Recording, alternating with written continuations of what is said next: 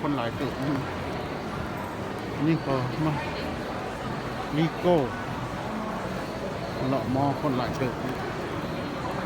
นี่ก็มอใหญ่ที่นิวยอร์กสองสัดขั้นทึงก็มีสั้นทึงมีแต่สองสั้นมันหลายสั้นอันใดเรือนขึ้นอันใดเรือนเอาเด็กมันคือปิดเด็กปิดเลยอันสายโฟนเทสอันนี้ก็คนก็กำลังเลาะหาก็จังมุ่งเลยหลังไปเตย six something คนก็หลายเตยอยู่มื้อนี้เนาะ 6:30คนก็มาเลาะ6:30 Victoria อันนี้ก็คนก็หันนะสิบ้ากับปิมาเปิดไปโอ้วันตุ้มนี่ก็คนนั่นสั้นสองครับเนาะสั้นสองคนก็หลายมันสั้นสองสั้นลมมันเป็นไรน่าอัดปากผู้ไผ่เป็นไผ่ สีมืดได้นึงมันว่ามันเปิดไฟหลายคนอยู่หลายคนไหนมันก็เป็นห้านโคตรมีห้าน HM มันเรื่องเปิดประตูเดียวมาหมดละ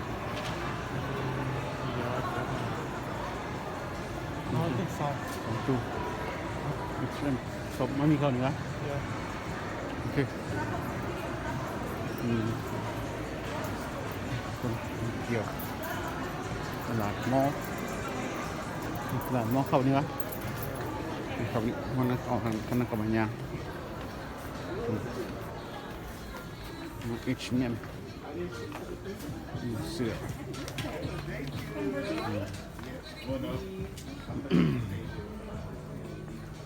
เนี่ยตัวแพงปลากะโลมีส่งยีนฮะเย้ทำมีโฟนตัวหาแล้วเนาะมีเสือนุ่งมีเสือลายดอกไม้มีเสือลายนกไม่กันเลย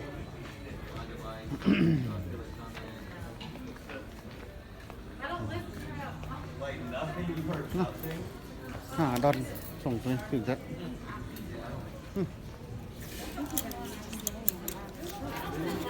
ราคา4 เหรียญมันจะ5 ดอลมันละจับปลาสีถือนะปลาสีซื้อเป็นนมเนี่ยถามมันก็โอเค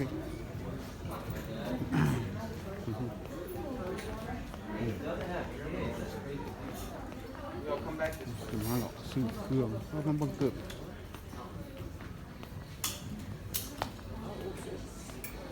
ขายนี่ขายเกิดเลยเกิดขายหมวกหมวกขายเกิด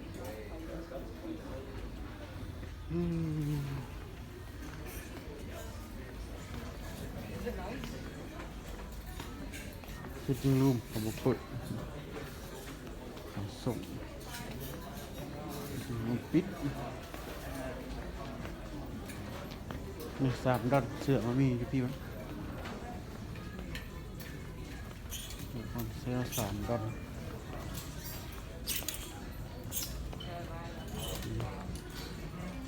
มัดคอก็มีเกิดยิงนี่เกิดเด็กน้อยเด็กน้อยนี่เราน้อย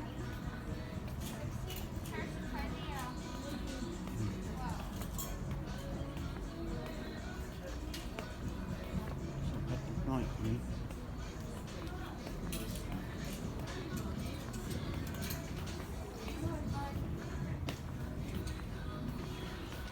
ยามหนาวนี่ไงเอาเสื้อเล็กน้อยมาใส่หมวกเล็กน้อยส่วนคือแตะสูทกันหนาวเล็กน้อยสูทกันหนาวเป็นไงน้อยครับ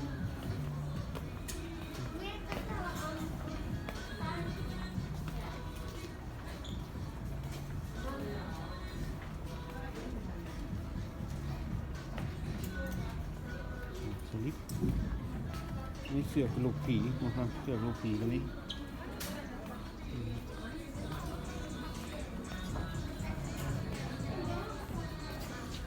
นี่จะเป็นตาเล็กน้อย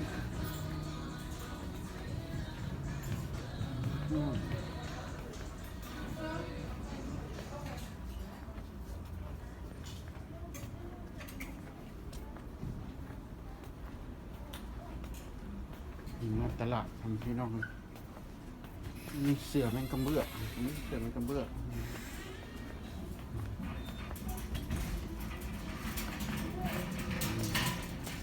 เล็กน้อยย่างแบบนี้ชอบหามว่ามีเวรซ้ำมาเนี่ยเราทันมาไปจ้ะในยูเจซีเป็นนี่พุ่น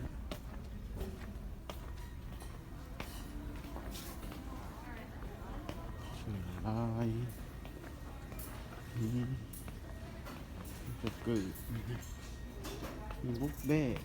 มีกระเป๋าบ่พอพันเอว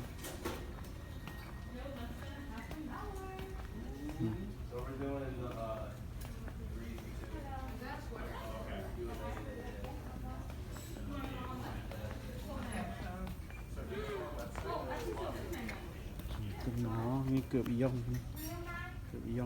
ใส่บ่ตัวนี้เกิดตัวนี้ขดกันน้ำขดนะฝนตกเปียกตีน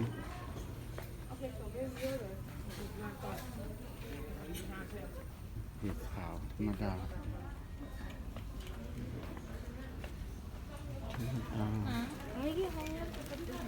เสียรายการนี้รายการมีเกือบหนังงูมีขายคำ